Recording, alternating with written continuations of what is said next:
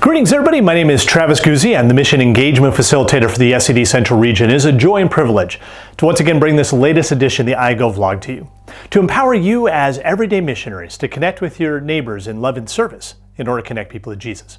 Well, for this latest edition of the iGo vlog, I want to talk about something that we often don't like to talk about in polite company, and that's our feet. I mean, let's face it, we're kind of uncomfortable talking about our feet. We wear socks and shoes to cover them up. Women paint their toenails to try to make them look more beautiful. Sometimes we deal with calluses and bunions. They're not always the most beautiful things. We're concerned about where we step with our feet, and let's not talk about how they sometimes smell. But from God's perspective, He sees our feet as beautiful, especially when they're used to bring the good news of Him and the gospel to those who have never heard. The Apostle Paul talks about this in Romans chapter 10, starting in verse 13. And he makes a promise in this passage. He says, everyone who calls on the name of the Lord will be saved. It's a promise that everybody who in faith calls on Jesus can be assured that Jesus will hear them, that Jesus will rescue them, that Jesus will save them. That is a promise for you, a promise for me, and for each and every person in the world because of the life, death, and resurrection of Jesus. But here's a problem that the Apostle Paul talks about starting in verse 14. What about those who haven't heard?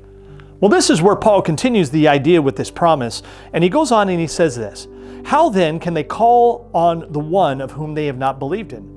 And how can they believe in the one of whom they have not heard? And how can they hear without someone preaching to them? And how can they preach unless they are sent? As it is written, how beautiful are the feet of those who bring good news." In this passage, it's the dilemma. Well, there are those who haven't heard the good news of Jesus and all that He has done, so how can they be saved? Well, it means that somebody has to be able to go.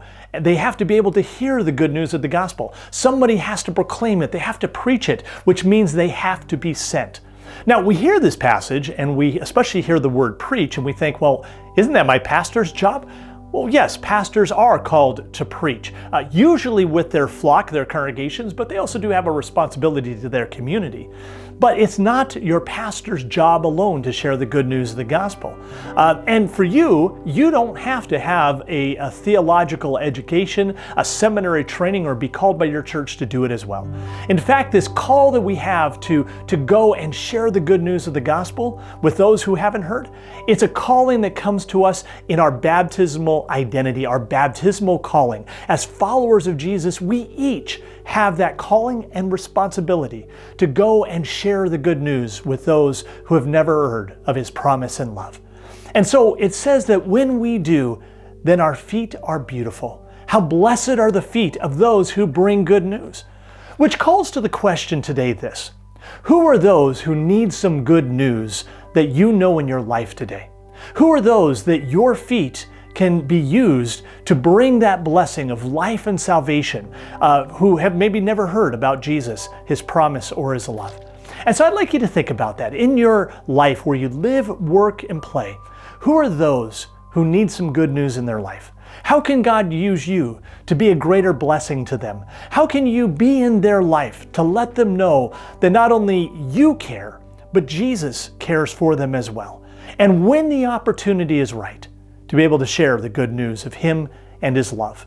Now, we have to remember, when we do, it's not our responsibility to convert. It's not our responsibility to win anybody to Jesus. No, we leave that to the Holy Spirit.